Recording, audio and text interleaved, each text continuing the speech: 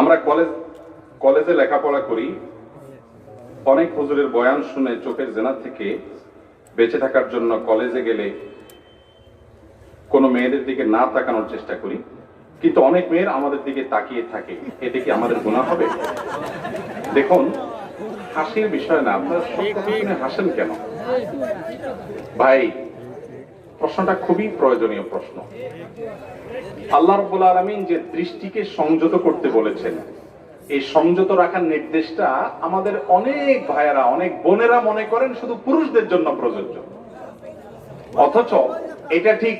দৃষ্টি সংযত রাখার নির্দেশটা আল্লাহ তাআলা পুরুষদেরকে আগে বলেছেন, কারণ পুরুষরা মেয়েদের প্রতি আকৃষ্ট হয়ে দৃষ্টিপাত করে ফিতনায় পতিত হবে, সে বিপদে তারা নিজেরা পড়বে, আশঙ্কাটা বেশি থাকে। আল্লাহ রাব্বুল আলামিন সেজন্য প্রথমে বলেছেন, কুল্লিল মুমিনিনা ইয়াগুদ্দু মিন আবসারিহিম ওয়া ইয়াহফাযু ফুরুজাহুম। হে রাসূল, ঈমানদার পুরুষদেরকে বলে দিন তারা যেন তাদের দৃষ্টিকে অবনত রাখে, পর্নার দিকে না দেখে। যে ব্যক্তি তার দৃষ্টিকে হেফাজত রাখবে, আল্লাহ রাব্বুল আলামিন এই দৃষ্টি দিয়ে বৈধ পাত্রে যেখানে দেখা তার জন্য হালাল, তার স্ত্রী হবে, সেখানে দেখার পর আল্লাহ তাআলা তার অন্তরের ভিতরে যে শান্তিটা দিবেন, যে আনন্দটা দিবেন, যে প্রশান্তিটা দিবেন, যে ভালো লাগাটা সৃষ্টি করে দিবেন, যে সুখটা আল্লাহ তাআলা দিবেন, ওইটা হারাম দিকে তাকায়া তাকায়া যে অবৈধভাবে স্বাদ নিয়েছে, আল্লাহ তাআলা সেই হারামখোরকে দিবেন না। এই জন্য নজরকে হেফাজত করতে হয়।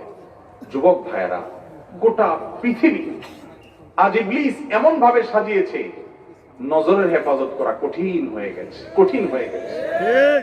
এই গুনাহ থেকে বাঁচা যাচ্ছে না। সব গুনাহ থেকে বাঁচা গেলে এটা থেকে বাঁচা যাচ্ছে, কেউ মুক্ত না। আমি, আপনি, আমরা কেউ বাঁচতে পারছি না। যেদিকে তাকাই বিজ্ঞাপনের নামে, বিনোদনের নামে, স্বাধীনতার নাম করে, বিভিন্ন নাম করে মেয়েদেরকে আজ ভোগ্য পণ্যে পরিণত করা হয়েছে। তাদেরকে নিয়ে ছেলেরা বাজে চিন্তা করে, বাজে কল্পনা করে, তাদেরকে অপমান করার চেষ্টা করার সুযোগ পায়। এই সংস্কৃতি, যে সংস্কৃতি পর্দাহীনতার সংস্কৃতি, এই পর্দাহীনতার সংস্কৃতির কারণে একজন মেয়েকে, একজন ছেলে, একজন পুরুষ তার সৌন্দর্য দেখার পর তাকে নিয়ে বাজে চিন্তা কল্পনা করবে। এটাই সিস্টেম, এটাই পদ্ধতি। এটাকে অ্যাভয়েড করার কোনো সিস্টেম নাই। আল্লাহ তাআলা কাউকে কদাচিৎ হেফাজত করেছেন ভিন্ন কথা, বাকি নরমাল যে প্র্যাকটিস সেটা হলো যে মানুষ কোন নারীর সৌন্দর্য যখন দেখে, দেখার পর তার মনের মধ্যে সেটা নিয়ে জল্পনা কল্পনা করে। এটাই নিয়ম, আল্লাহ তাআলা এভাবেই সৃষ্টি করেছেন।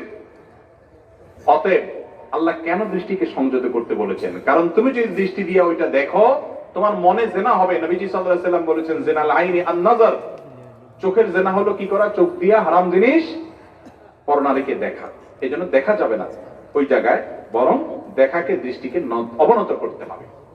এখন আপনি যদি দেখেন, অবৈধ দেখার মাধ্যমে কিন্তু আপনি বৈধ দেখার স্বাদ থেকে বঞ্চিত হয়ে যাবেন।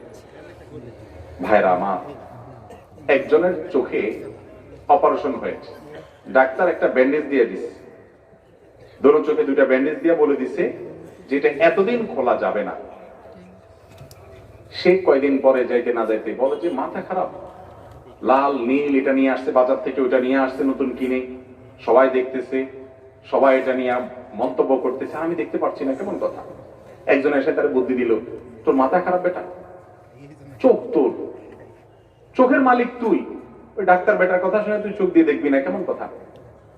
আমার চোখ আমি দেখবো, যা ইচ্ছা তা দেখবো, স্লোগান ধরাই দিচ্ছে।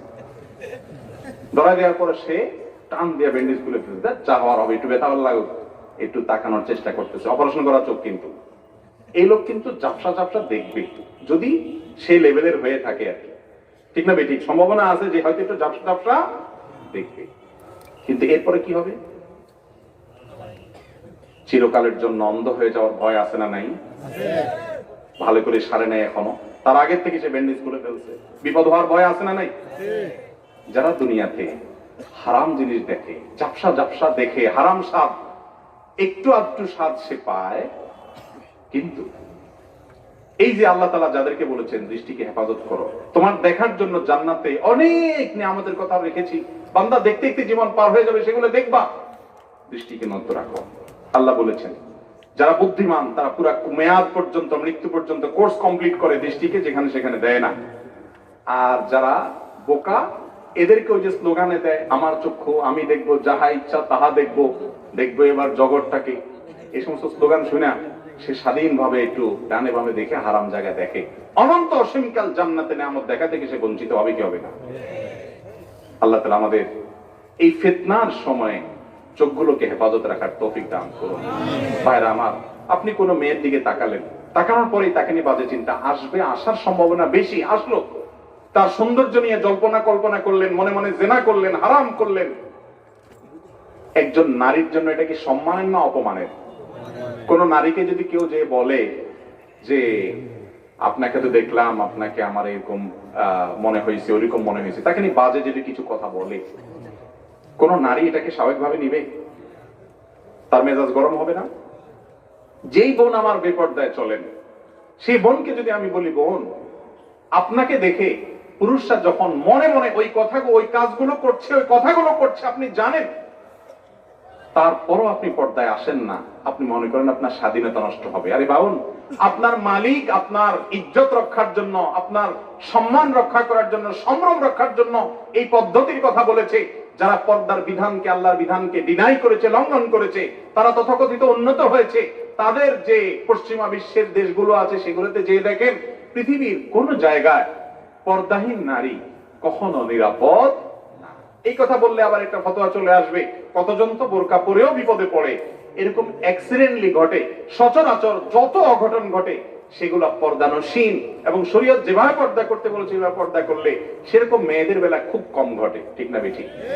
অ্যাক্সিডেন্টলি দু চারটা ব্যতিক্রম ঘটনা যে ঘটে, সেটাও এজন্য ঘটে যেই যুবককে নষ্ট করেছে এই সমাজের অসভ্য কালচার, পর্দাহীন কালচার, সেই যুবক সেখান থেকে বিপদগামী হয়ে যাকে হাতারের নাগালে পেয়েছে, তার উপরে চড়াও হয়েছে, হামলে পড়েছে। এটা এই যুবককে নষ্ট করার জন্য সমাজের যে নোংরা কালচার, হারাম কালচার, সে কালচার দায়ী। মূল প্রশ্নের উত্তরে আসি। আল্লাহ তাআলা ছেলেদেরকে প্রথম নির্দেশ করেছেন চক্ষুকে সংযত রাখার জন্য, কিন্তু এর পরের আয়াতে আল্লাহ তাআলা বলেছেন ওয়াকুল লিল মুমিনাত ইয়াগদুদনা মিন আবসারিহিন্না ওয়া ইয়াহফাযনা ফুরুজাহুন্না। হে রাসূল, ঈমানদার নারীদেরকেও বলে দেন তাদের দৃষ্টিকে যেন তারা সংযত রাখে, তাদের লজ্জাস্থানকে যেন হেফাজত করে। তাহলে মেয়েদের উপর চোখের পর্দা, চোখের সংযত করা, এটা লাগবে কি লাগবে না? বিশুদ্ধ এবং গ্রহণযোগ্য ফতোয়া অনুযায়ী কোন মেয়েরা ছেলের দিকে তাকাতে পারে যদি ফিতনার কোনো আশঙ্কা না থাকে, তাকে নিয়ে বাজে চিন্তা করার, বাজে জল্পনা কল্পনা করার বা মনের জেনা যেটা সেটা করার যদি আশঙ্কা না থাকে, তাহলে দেখা জায়েজ আছে। কিন্তু তাই বলে ফেল করে অনবরত দেখতে থাকা, প্রয়োজনে অপ্রয়োজনে, এবং বিশেষ করে যখন ওই হারাম চিন্তার জগৎ উন্মোচিত হয়, এরপরে যদি কোনো মেয়ে এরকম দৃষ্টিপাত করে, তাহলে সেক্ষেত্রে সেটা অবশ্যই গুনাহের আওতায় পড়বে, সেটা থেকে বেঁচে থাকতে হবে। এই যে ওলামায়ে কেরামের আলোচনা প্রজেক্টরের মাধ্যমে প্রচার করা হয়, অনেক সময় ভিডিওগুলো ইউটিউবে যায়, ফেসবুকে যায়, সেখান থেকে আমাদের মা বোনরা দেখেন। এই বিষয়ে আমাদের এর আগে স্পষ্ট মাসআলা বলা আছে যে বিষয়ে দুইটা মত বড় বড় ইমামদের থাকলেও বেশি বিশুদ্ধতর এবং গ্রহণযোগ্য মত হলো যে ফিতনার আশঙ্কা না থাকলে তারা এটা দেখতে পারবে, কিন্তু যদি ফিতনার আশঙ্কা হয়, তার মনে বাজে চিন্তা হয়, তাহলে তার জন্য দেখা জায়েজ নাই, তিনি শুনবেন বা পড়বেন। কথা কি বুঝাতে পারছি? আম্মা জান আয়েশা রাদিয়াল্লাহু তাআলা আনহাকে নবী করিম সাল্লাল্লাহু আলাইহি সাল্লাম হাবশীদের খেলা দেখার জন্য নিয়ে গেছেন এবং কাদের এখানে তার থুতনি দিয়ে বসাইছেন। সেখান থেকে এর দলিল পাওয়া যায়। আরো বিস্তারিত আলোচনা আছে, আমি সেদিকে যাব না। আল্লাহ আমাদেরকে বোঝার তৌফিক দান করুন। যৌতুক নেওয়া বা দেওয়া হারাম। এখন প্রশ্ন হলো এই সম্পর্কে মানুষকে কিভাবে বোঝাবো? যৌতুক নেওয়া বা দেওয়া হারাম। বিশেষ করে নেওয়া তো সর্বাবস্থায় হারাম, দেওয়াটা কোনো মেয়ের বাবা যদি বাধ্য হন, এছাড়া তার মেয়ের বিয়ে না হয়, তাহলে সেক্ষেত্রে তার জন্য নিরুপায় হয়ে তাকে কোনো অসভ্য সমাজ বাধ্য করেছে, কোনো অসভ্য ব্যক্তি পরিবার বাধ্য করেছে, সেজন্য বেচারা বাধ্য হয়ে তার মেয়ের বিয়ের জন্য যদি দেয়, তাহলে তার দেওয়াটা কি হবে না? হারাম হবে না। যারা যৌতুক নেন, মুরব্বীরা ছেলে বিয়ে করে যৌতুক নেন, চাচিরা ছেলেকে বিয়ে করে ছেলের শ্বশুরবাড়ি থেকে বিভিন্ন ভাবে আদায় করেন। সারা বাংলাদেশে আছে, আপনাদের এই অঞ্চলেও আছে না নাই? রমজানে ইফতারি দিতে হবে, বিশাল বড় আপনার স্তূপ করে ইফতারি নিয়ে যেতে হবে। মেয়ের বাপের কি আছে কি না আছে এসব দেখা দেখি নেই, ঠিক না বেঠিক? ফলের সময় ফল কিনে দিতে হবে অনেক, হ্যাঁ, কোরবানির সময় গরুর কল্লা পাঠাইতে হবে, রান পাঠাইতে হবে, আর বিয়ের সময় তো বলতেই নেই, অনেক কিছু দিতে হবে, এসব কালচার আছে না নেই? বিয়েতে যারা যৌতুকের সাথে জড়িত তাদেরকে কিভাবে বুঝাবেন? ছোট্ট একটা লজিক বলি আমি, খুব ছোট্ট, একেবারে সহজ সরল। সেটা হলো, যেই ছেলে কোনো মেয়েকে বিয়ে করে তুলে আনে, এই ছেলে ওই মেয়ের বাপের বাড়ি থেকে যে টাকা পয়সা নিবে, জিনিসপত্র নিবে, সুবিধা নিবে, এগুলো নেওয়ার তো একটা রিজন থাকতে হবে, কারণ থাকতে হবে। কেন নিবে, কিসের বিনিময়ে নিবে? মেয়ের বাপ বেচারা কি অপরাধ করেছে যে তাকে টাকা পয়সা দিতে হবে আপনাকে?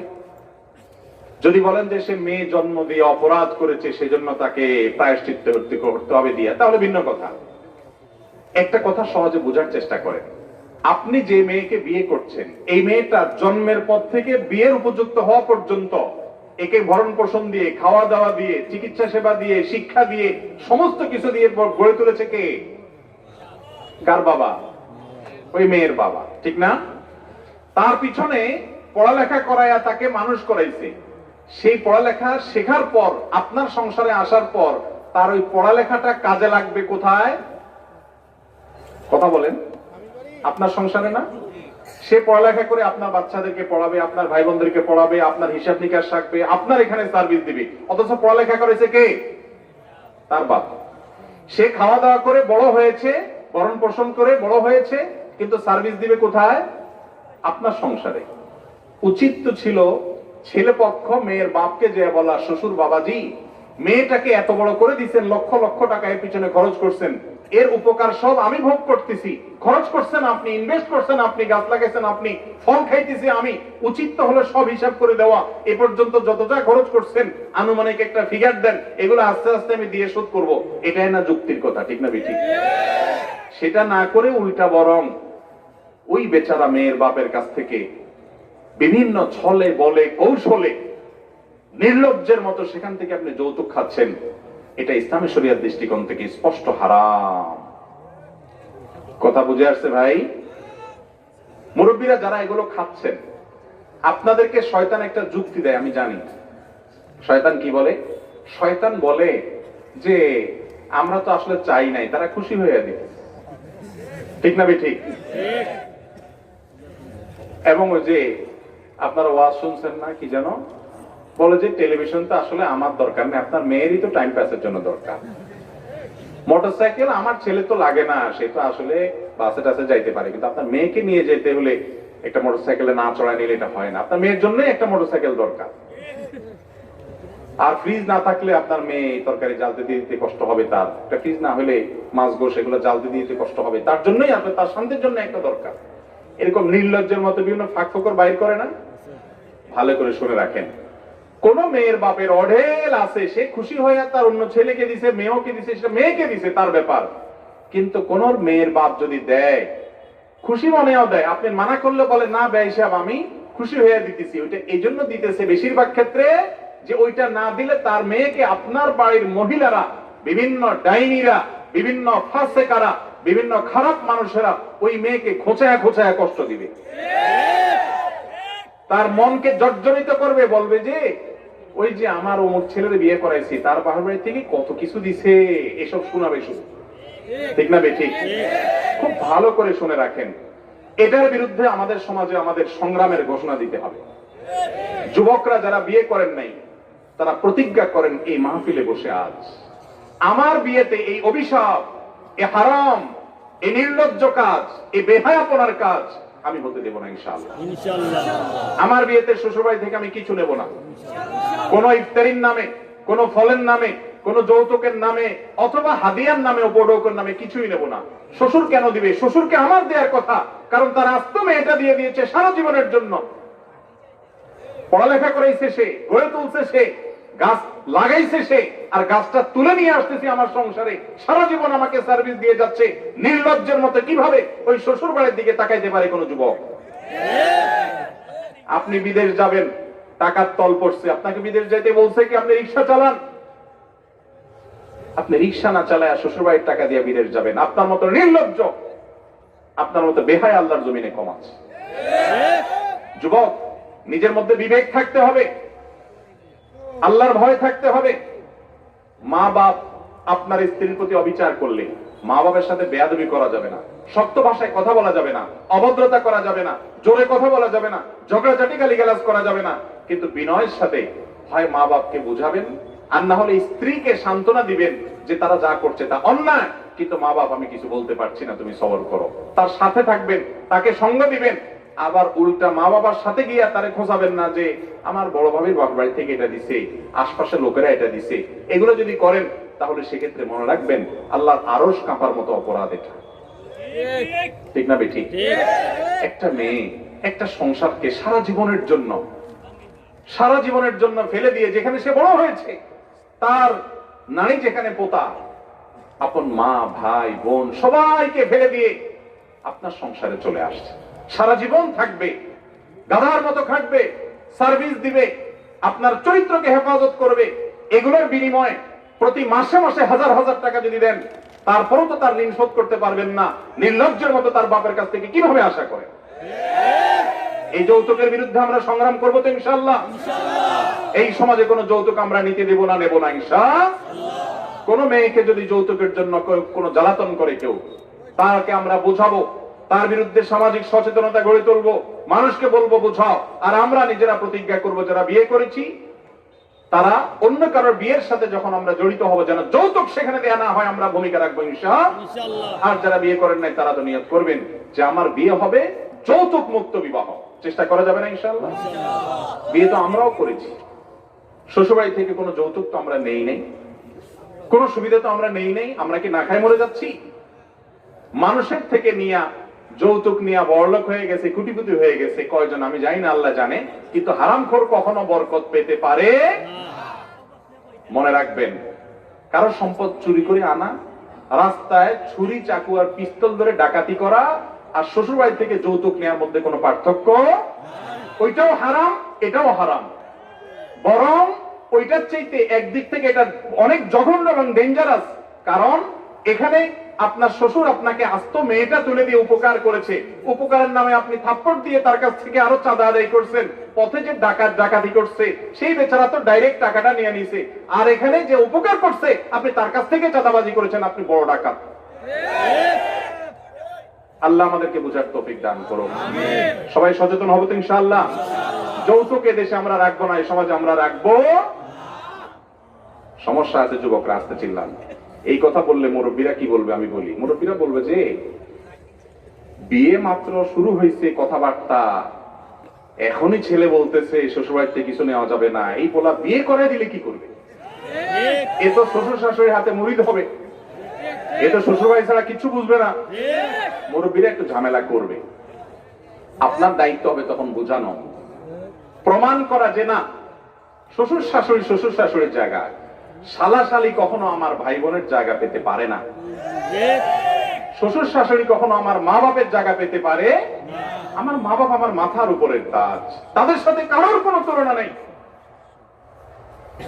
আমি শুধুমাত্র এই জায়গায় অন্যায়ের বিরুদ্ধে বলছি, এর মানে এই না যে আমি আমার মা বাবার চাইতে তাদেরকে প্রাধান্য দেবো, বেশি শ্রদ্ধা করবো, বেশি মানবো। এটা হতে অনেক যুবকরা কিন্তু আছে যে এই ক্ষেত্রে মা বাবার কথার চাইতে শ্বশুরের কথা বেশি শুনে, ভাই বোনের চাইতে শ্বশুর শাশুড়ির শালাদেরকে বেশি আদর করে, আছে না নাই?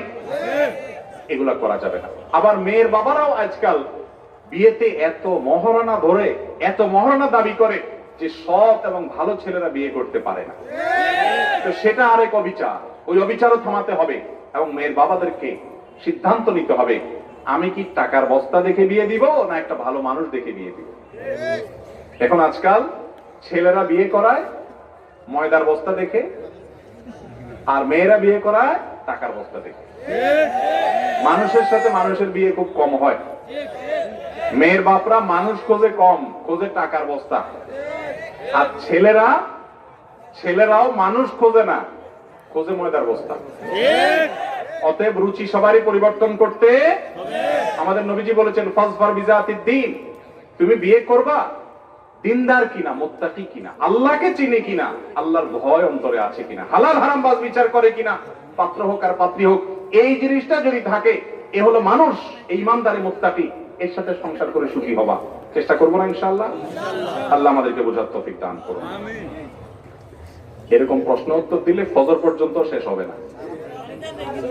তুমি কি শর্টে শর্টে মেরে দেবো? কিন্তু শর্টকাট বললে সব কথা না বললে তো মুশকিল। এই যৌতুকের এক কথা আরেক ফাঁক রেখে গেলে পরে তার ঝামেলা হবে। মৃত ব্যক্তির সমালোচনা করলে কি মৃত ব্যক্তির কবরে আযাব হবে? যদি আযাব হয় তাহলে করণীয় কি? দেখুন, মৃত ব্যক্তির সমালোচনা যদি করা হয় তাহলে সেক্ষেত্রে মৃত ব্যক্তির কবরে আযাব হবে কেন? যে পাপ করবে তার পাপে তাকে পাবে। একজনের পাপ আরেকজনকে কখনো, মৃত ব্যক্তি বেচারা তো পাপ করে না, তার দোষ কেন হবে? বরং নবী করিম সাল্লাল্লাহু আলাইহি ওয়াসাল্লাম আমাদেরকে বলেছেন, কোন মানুষ যখন মারা যায় তার সমালোচনা করবা না, তাকে গালমন্দ করবা না, তার দোষ থাকলেও সেটা নিয়ে আলোচনা করবা না। তার ব্যক্তিগত দোষ যদি থাকে সেগুলো নিয়ে আলোচনা করবো না। কেন? কারণ সে যে দুনিয়া থেকে চলে গেছে, সে যদি ভালো কাজ করে থাকে তার ভালো কাজের বিনিময়ে পাচ্ছে, খারাপ কাজ করে যেয়ে থাকলে তার শাস্তি সে পেয়ে গেছে। এখন তুমি কথা বলে তোমার মুখ নষ্ট করে লাভ নাই। এজন্য মৃত ব্যক্তির সমালোচনা করা, গালমন্দ করা, তার ব্যক্তিগত দোষ চর্চা করা, এটা মুসলমানের জন্য জায়েজ।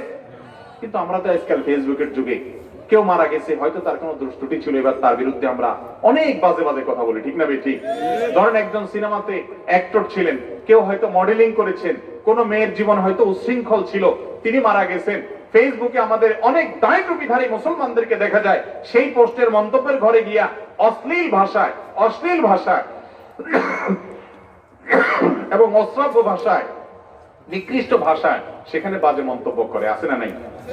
এই কাজগুলো হাদিসের আলোকে নিষিদ্ধ, হারাম কাজ। এই মুসলমান ইসলাম বুঝে নাই, ইসলামের নাম করে সে সেখানে অন্যায় করছে। আল্লাহ আমাদেরকে বেঁচে থাকার তৌফিক দান করুন। নিজের সন্তানদেরকে ইসলামী শিক্ষা না দেওয়া পিতা ও মাতার কি জবাবদিহি করতে হবে? যদি হয় তাহলে কতটুকু শিক্ষা দেওয়া উচিত?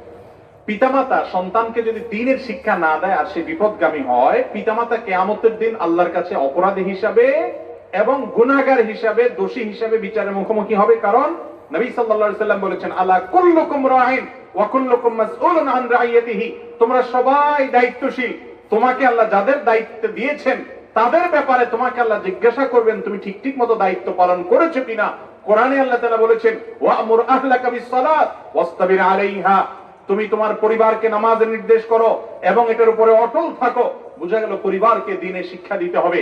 আল্লাহ বলেছেন, কু আনফুসাকুম ওয়া আহলিকুম নারা, তুমি নিজেকে জাহান্নামের আগুন থেকে বাঁচাও। শুধু এটা হলে হবে না, ওয়া আহলিকুম নারা, তোমার পরিবারকেও জাহান্নামের আগুন থেকে বাঁচাও। অনেক মুরব্বী আছেন ফজর নামাজের সময় নিজে উঠে মসজিদে চলে যান, নিজের ছেলেটা শুয়ে আছে তাকে ভালো করে ডাক দেন না। অনেকে আছে কম্বলটা আরো গায়ের উপরে টেনে দেন। আছে না নাই? আপনি যদি বিশ্বাস করেন নামাজ না পড়ার কারণে জাহান্নামে যেতে হবে, আপনার ছেলে যদি বালেগ হয়, প্রাপ্তবয়স্ক হয়, 7 বছরের বেশি হয়ে যায়, 10 বছরের বেশি হয়ে যায়, এই ছেলেকে যদি আপনি মসজিদে নিয়ে না যান, তার মানে আপনার বিশ্বাসে দুর্বলতা আছে, আপনি নিজের সাথে নিজে প্রতারণা করছেন। আপনি জানেন নামাজ না পড়লে জাহান্নামে যাবে, তাহলে তাকে রেখে যাওয়া মানে হলো আগুনের মধ্যে রেখে যাওয়া। মা বাবারা সন্তানদেরকে দ্বীনি শিক্ষা দিতে হবে। কতটুকু দিতে হবে? কমপক্ষে ঈমান সম্পর্কে শেখাতে হবে, সালাত শেখাতে হবে, ইসলামের মূল বিষয়গুলা, রোকনগুলা, ঈমান ভঙ্গের কারণগুলা যা না জানলে না একজন মুসলমানের এতটুকু শিক্ষা দিতে হবে। দুঃখের বিষয়, এর কোনো ব্যবস্থাপনা আমাদের সমাজে খুব বেশি নাই, অল্প স্বল্প আছে। আমাদের দেশে মা বাপ মনে করে কোরআন শরীফ রিডিং পড়াইতে পারছে, নুরানি কায়দা আমপারা, আর কোরআন শরীফ পড়াইতে পারছে, কদম দিছে, তাহলে দায়িত্ব শেষ। আসলে কি তাই? এটা হলো খুব ক্ষুদ্র একটা দায়িত্ব। মূল কাজ হলো তাকে ঈমান আমল শেখানো। সেজন্য মসজিদের মক্তবগুলোকে ঢেলে সাজাইতে হবে, ভালো আলেমকে দিয়ে শিখাইতে হবে, নিজে শিখে এসে তাদেরকে শিখাইতে হবে, ভালো বই পুস্তক দিতে হবে। তা না হলে মা বাপও কিন্তু আল্লাহর কাঠগড়ার আসামি হয়ে দাঁড়াতে হবে। এগুলো একজন ওটা দিয়ে কষ্ট করে ভাই, এগুলো পড়ে গেছে, অনেকগুলো পড়ছে জিনিস। আরে ভাই এগুলো বলি নাই। এরপরে প্রশ্ন হলো, আমি একজন কলেজ ছাত্র, আপনাদের অর্থাৎ আপনি, আব্দুল্লাহ জাহাঙ্গীর ইত্যাদি হুজুরের বয়ান গুলো দেখি। আমি কিছু হাদিস পড়তে চাই, কোন হাদিসগুলো পড়ে আমি বিশুদ্ধ জ্ঞান অর্জন করতে পারবো, একটু পরামর্শ চাই। ভাইরা আমার, জ্ঞান অর্জনের জন্য যদি কোনো বই রেকমেন্ড করার কথা বলেন আমাকে, তাহলে আমি বলবো সর্বপ্রথম হলো কোরআনে কারীম অর্থ সহকারে, অন্তত সংক্ষিপ্ত ব্যাখ্যা সহকারে আপনার সংগ্রহে থাকতে হবে। এটা ফার্স্ট। এটা ছাড়া ইসলাম আপনি বুঝতে পারবেন, এটা আপনার থাকতেই হবে। এবং ভালো বিদগ্ধ কোনো আলেমের শরণাপন্ন হয়ে তত্ত্বাবধানে আপনি এটা পড়বেন। কোথাও সংশয় হলে তাকে জিজ্ঞেস করবেন। 1 নাম্বার 2, হাদিসের একটা গ্রন্থ আপনার বাসায় থাকবে। কমপক্ষে রিয়াদুস সালেহীন থাকতে পারে আপনার বাসায়। ইমাম নওয়াবীর 40 হাদিসটা তো অবশ্যই থাকা দরকার, খুব ছোট্ট গুরুত্বপূর্ণ একটা বই। আরো এরকম নির্বাচিত হাদিসের গ্রন্থ খুব বড় সড়ো হলে অনেক সময় অসুবিধা হয়, সেটা আপনার বাসায় থাকতে পারে। নাম্বার 3, নবী করিম সাল্লাল্লাহু আলাইহি সাল্লামের জীবনী জানা দরকার। সেজন্য ডক্টর আলী আস-সাল্লাবির যে সিরাতের বই আছে 3 ভলিউমে, বাংলা অনুবাদ হয়ে গেছে, সেটা নিতে পারেন। রাহিকুল মাকতুম নিতে পারেন, এটা একটা আপনার কাছে থাকা উচিত। মাসআলা মাসাইলের কিতাব, অথেন্টিক, গ্রহণযোগ্য এবং মোটামুটি শামিল করে একটা বই আপনার কাছে থাকা উচিত। সেই সাথে আপনার কাছে বিশেষভাবে বই হিসাবে ডক্টর খন্দকার আব্দুল্লাহ জাহাঙ্গীর রাহমাহুল্লাহর বইগুলো যদি থাকে, বিশেষ করে স্যারের রাহে বেলায়েত, তারপরে আপনার ইসলামী আকীদা, আরো কয়েকটা বই আছে, এই বইগুলো যদি মৌলিক ভাবে থাকে, ইসলামের মৌলিক কনসেপ্ট আপনি জানতে পারবেন। আশরাফ আলী থানভী রহমাতুল্লাহর একটা বই আছে আদাবুল মুআশারা, এটা এই যুগে খুব বেশি প্রয়োজন। আমাদের অনেকে মুআশারাত বুঝি না, পারস্পরিক লেনদেনে সুন্নাহ কি আছে কোরআন হাদিসের আলোকে। এ জাতীয় আরো অনেক দরকারি বই আছে, ওলামাদের সাথে পরামর্শ করে সেগুলো কিনে এগুলোকে নিয়মিত পড়বেন, ইনশাআল্লাহ সঠিক এবং আপনার বিশুদ্ধ জ্ঞান অর্জন করতে পারবেন। এরপরে প্রশ্ন হলো, জনৈক বক্তা বলেছেন আলেমরা ইংরেজি শিক্ষা হারাম বলে মুসলমানদের অনেক দূর পিছিয়ে দিয়েছেন, এটা কি সত্য? দেখেন, আলেমরা ইংরেজি শিক্ষাকে হারাম কোথায় বলেছেন? বাংলাদেশে কোনো আলেম ইংরেজি শিক্ষা হারাম বলেছেন আপনারা শুনেছেন কখনো? আমি তো শুনিনি। বাংলাদেশের ইতিহাসে আমি কখনো শুনিনি। একটা ঘটনা ঘটছে, সেটা হলো ইংরেজদের শাসন আমলে অনেক মুসলমান ইংরেজি শিখত যাতে করে ইংরেজি সৈন্য বাহিনীতে যুক্ত হতে পারে। ইংরেজরা আমাদের এই মাতৃভূমিকে, ভারতবর্ষকে দখল করে রেখেছে বহু বছর, যুগ যুগ ধরে। তারা ছিল দখলদার, তারা ছিল আগ্রাসী, তারা ছিল আমাদের এই ভূখণ্ডের লুণ্ঠনকারী। সেই সমস্ত লুণ্ঠনকারীদের সৈনিক হওয়া, তাদের দালালি করা, এটা তখন হালাল ছিল না হারাম ছিল? ওলামা একরাম তখন ফতোয়া দিয়েছেন সেই বাস্তবতায় যে কেউ যদি ইংরেজি শিখে, অর্থাৎ ইংরেজি তখন শিখত মানুষ, ওই ইংরেজদের দোভাষী হবে, দালালি করবে ওই কাজের জন্য, তাহলে সে দেশ, জাতি, নিজের দিন, ইসলামের সাথে বেঈমানি করছে, গাদ্দারি করছে।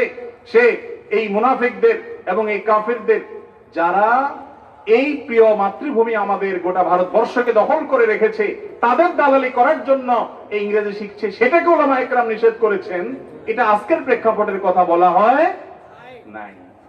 অতএব আলেমদের দোষ দেওয়ার আগে চিন্তা করতে হবে যে ওলামা একরাম বাংলাদেশে কোন আলেম ইংরেজি শিক্ষাকে কি বলেন না, হারাম বলেন না, আমার জানা উল্লেখ করার মতো অন্তত আমি তো শুনিনি। অতএব এরকম বললে সেটা ভুল হবে। ওলামা একরামের দোষ ধরার আগে সঠিকভাবে বুঝে শুনে ভেবে চিনতে বলতে হবে, এত সহজ না। ইংরেজি শিক্ষার কথা যদি বলেন, তো ইংরেজি সাধারণ শিক্ষিত মানুষ যারা আছে তারাও কি সবাই ইংরেজি বলতে পারে, বুঝতে পারে সবাই? তাহলে ওলামা একরামের মূল কাজ হলো তারা কোরআন হাদিস বুঝে মানুষকে বুঝাবেন। যুগের ভাষা তাদেরকে বুঝতে হবে, তাদেরকে শুদ্ধ ভাষা শিখতে হবে, আন্তর্জাতিক ভাবে দাওয়া পেশ করার জন্য ইংরেজি শিখতে হবে। দায়ী বিশেষ করে তাকে অবশ্যই ইংরেজি জানা দরকার এবং বিশেশ করে নলেজের জন্য ইংরেজি শেখা উচিত। আলহামদুলিল্লাহ মাদ্রাসাগুলোতে সেটার চর্চা হচ্ছে, হয়তো পরিমাণ আরো বাড়ানো দরকার, কিন্তু গণহারে ওলামা একরাম এটাকে হারাম বলেছেন, এটা তথ্য সঠিক নয়। এটা যেই প্রেক্ষাপটে বলা হয়েছিল তখন সেটা সঠিক ছিল, সেটাকে দ্বিমত করার কোনো সুযোগ ক্ষমতা কারণ নেই। কথা কি বুঝাতে পারছি? জি।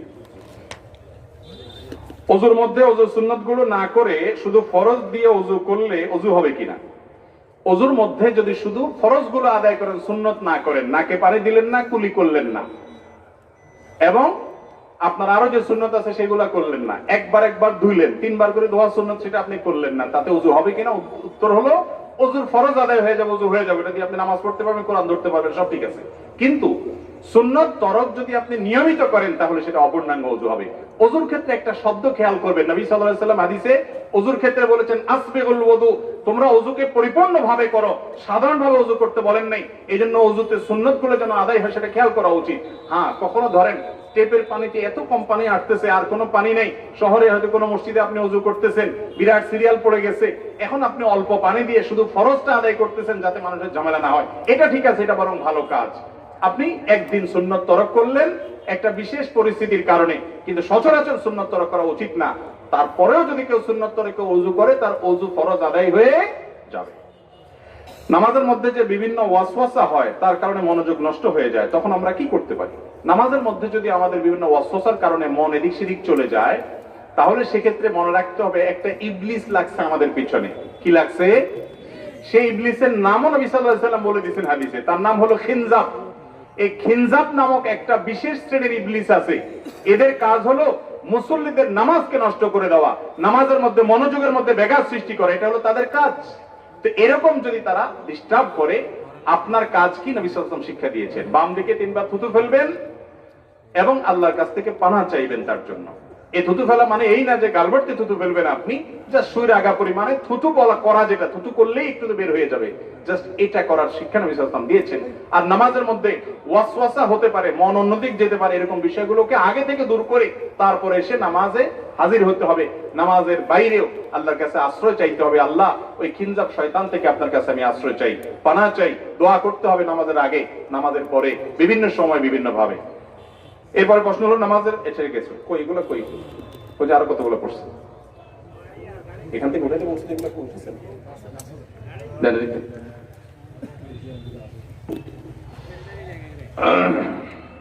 যেগুলো পড়ছে এগুলো উঠে দিতে বলছে। আরে ভাই, আপনি তো সব মিশাই ফেললেন, যে দেওয়া না দেওয়া সব এক করে ফেললেন। এখানে 4-5টা বছর বলছে, সেগুলো উঠাইতে আপনি দেওয়া না দেওয়া সব একসাথে করে দিলেন। আমি দিয়ে এখানে রাখছি, আপনি বললে তো হবে না। কি আজব মানুষ।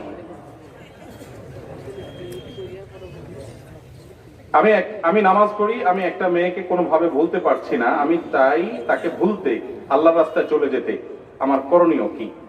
ভাইরা আমার, আল্লাহ তাআলা মাফ করুন, আমাদের অনেক ভাইরা আছেন হারাম সম্পর্কে জড়িয়ে গেছেন, নিজের ইমান আমলকে নষ্ট করছেন। খুব ভালো করে শুনে রাখেন, কেন অন্য মানুষের ভালোবাসা মহব্বত আমাদের অন্তরে প্রাবল্য বিস্তার করে, চাইলেও বলতে পারি না কেন?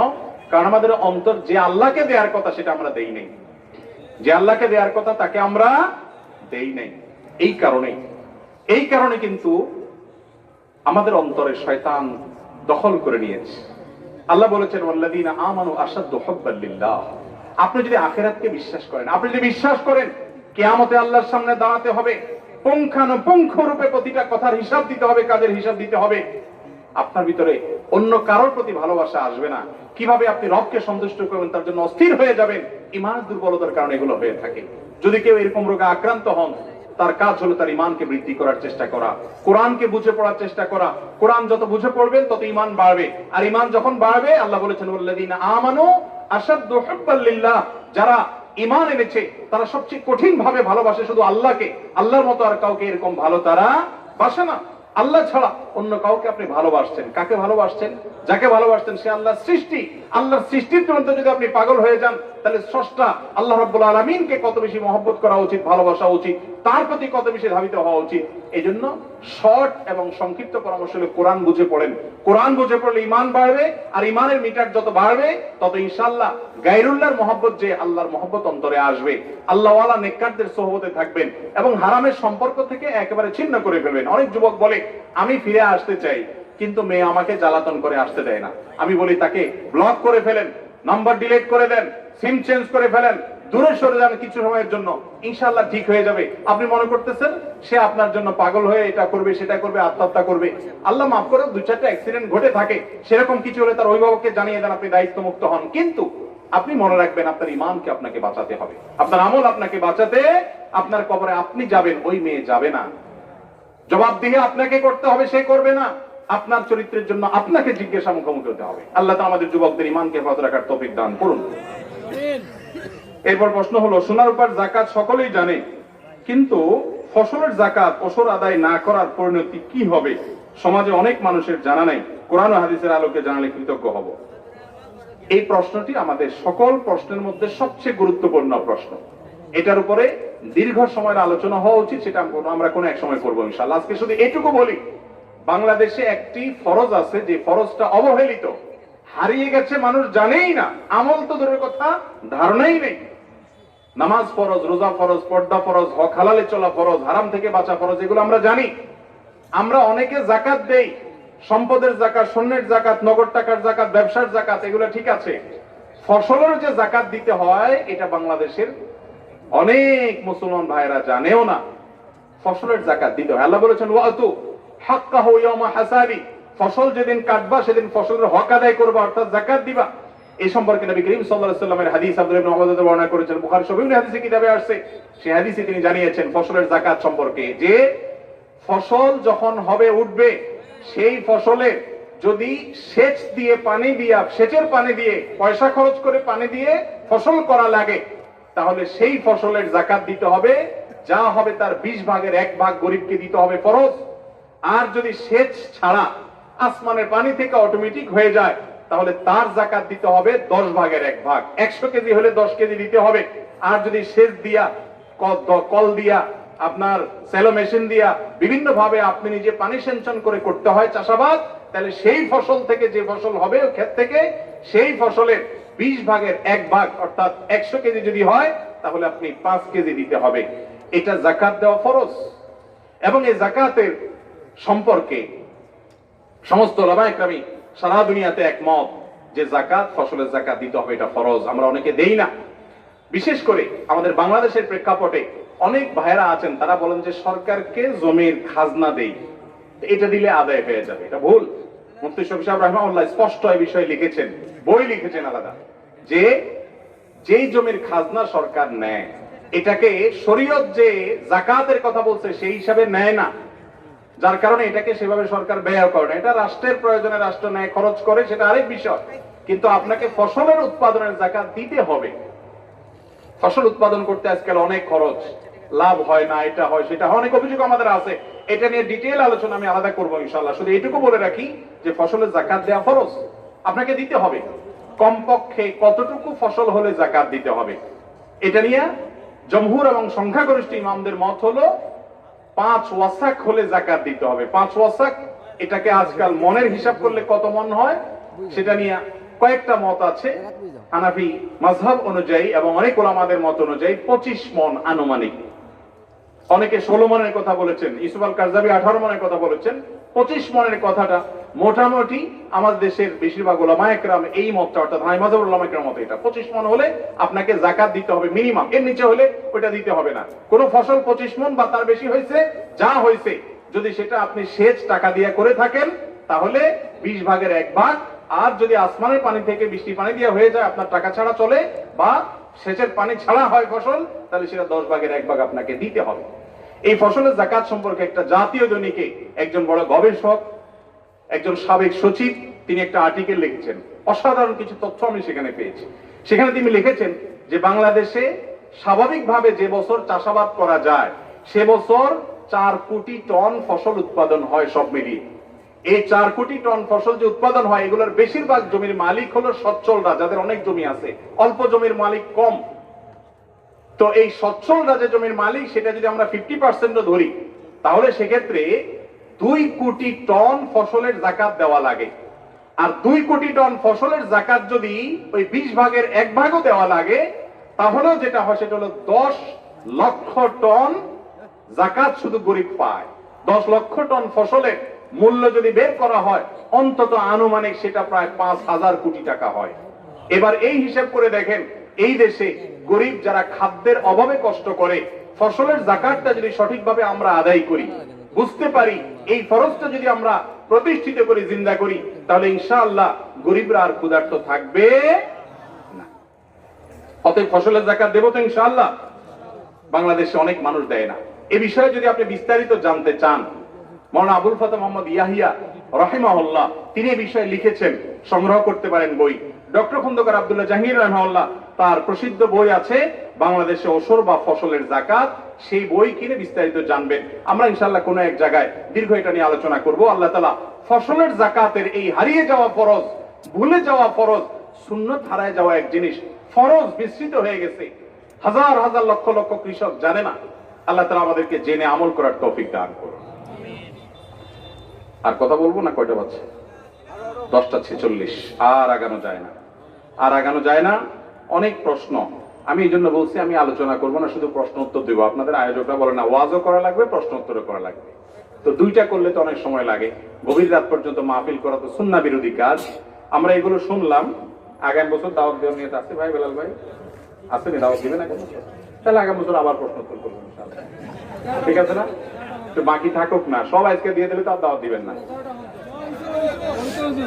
আচ্ছা ভাই, একটু বসেন, শেষ হয় নাই তো। ইউরোপ থেকে হোয়াটসঅ্যাপে আমাদের ভাইয়েরা কেউ কেউ প্রশ্ন পাঠাইছেন, কয়েকটা প্রশ্ন যেহেতু হোয়াটসঅ্যাপে পাঠাইছেন ওনাদের কাছে একটু উত্তর দিয়ে দিই। হোটেলে হারাম মাংস রান্না করা বা সস তৈরির সময় তৈরির যে বাষ্প হয় তা শরীরে লাগলে বা কাপড়ে লাগলে তা দ্বারা নামাজ হবে কিনা? দেখুন, কোন পশু যদি গোশত খাওয়া হারাম হয়, সে পশুর গোশত, লালা এগুলো হারাম হয়ে থাকে। কিন্তু সচরাচর যখন কোনো গোশত রান্না হয়, এটার ফলে তো আর সেটা রস কষ এগুলো সিদ্ধ হয়ে পানির সাথে মিশে যায়, সেগুলো খাওয়া হারাম। কিন্তু সেগুলোর বাষ্প কাপড়ের সাথে লাগলে সেটা একে তো পরিমাণে এত কম থাকবে, আবার দ্বিতীয়ত সেটা আপনার ওই লালা বা গোশত লেগেছে সেটাও সব বলা কঠিন এরকমও নয়, আবার সেটা বাষ্প হয়ে চলেও যাবে, এর কারণে ওই কাপড় নাপাক হবে এমনটি নয় ইনশাআল্লাহ, আল্লাহু আলাম। তবে এগুলো থেকে যথাসম্ভব পরহেজ করা দরকার, দূরত্ব বজায় রাখা দরকার। যে এটার বাষ্প যার গায়ে লাগছে তিনি যদি রান্না করেন এবং সার্ভ করেন, তাহলে হারাম রান্না করা বা হারাম সার্ভ করা সেটা কিন্তু গুনাহের কথা। আল্লাহ বলেছেন আল্লাহ তাআলা উদওয়ান, অন্যায় কাজে সহযোগিতা করা যাবে না, এজন্য এই চাকরি ছেড়ে অন্য কোনো পেশা যাওয়ার চেষ্টা করতে হবে। সাধারণত ব্যাংক থেকে ঋণ নিয়ে বাড়ি কেনা হারাম, তবে অনেকে বলে ইউরোপের প্রেক্ষাপটে জায়েজ। ইউরোপের জন্য আলাদা কোনো শরীয়ত বা মাসালা আসে নাই, মাসালা একই ভাই। সুদের লোন নিয়ে বাড়ি করা জায়েজ নয়, সুদের লোন নিয়ে কাজ করা যাবে না, আমাদের বেঁচে থাকতে হবে। আচ্ছা, এরপর প্রশ্ন হলো, আমি 25 বছর থেকে বিদেশে আছি, অনেক সম্পদ কিনেছি, বাড়ি গাড়ি জায়গা জমি, এখন আমার বাবা বলেছেন আমার আর 3 ভাই আছেন, তাদের মধ্যে সমান ভাগে সম্পদ বন্টন করে দিতে, দয়া করে কোরআন হাদিসের আলোকে বলেন। খুবই গুরুত্বপূর্ণ একটা প্রশ্ন। কোন সন্তানকে আপনি বাবা হিসাবে বিদেশে পাঠিয়েছেন, পাঠানোর সময় ভিসা টিচার জন্য টাকা দিয়েছেন, আপনি বাবা হিসাবে বলতে পারেন যে অন্য ছেলেদেরকে পাঠাই নাই, তোমাকে একা পাঠাইছি, অতএব তোমার পিছনে যে টাকা খরচ হয় সেটা তুমি ব্যাক করো, এটা সব সন্তানদের হক আছে, এটা বলার অধিকার বাপের আছে এবং এটা ঠিক ন্যায্য, এটা আপনাকে ফেরত দিতে হবে বাপের। আর এর বাইরে যদি আপনি বলেন যেহেতু তোমার আমি বিদেশ পাঠাইছি জমি বেচে, অতএব তোমার সারা জীবনে যা কামাই করবা সবগুলো আমার, আমি সব সন্তানদের ভাগ করে দিব, এই অধিকার কিন্তু বাপের নাই। এই ভুলটা আমাদের বেশিরভাগ বাপেরা করেন কি করেন না। একজন ছেলে কামাই করছে, তার সম্পদ তার, যেটা আপনি তার কাছ থেকে পাবেন সেটা আদায় করেন। হ্যাঁ, এটা অবশ্যই ঠিক যে তার উচিত, তার নৈতিক দায়িত্ব হলো তার ভাই বেরাদার যাতে কষ্টে না থাকে তাদের দিকে খেয়াল করা, তাদের হাত ধরে টানা, তাদেরকে বিদেশে নেওয়ার ব্যবস্থা করা, তাদেরকে পুঁজি নিয়ে হেল্প করা। কিন্তু এর মানে এই না যে বাপ বাধ্য করবে তুমি যা কিনছো জমি জমা সব ভাগ করে ভাই বোনদেরকে দেবো, এই অধিকার বাপের নাই। এই হারাম কাজটা অনেক চাচা মিয়ারা করেন না জেনে। কথা কি বুঝাতে পারছি?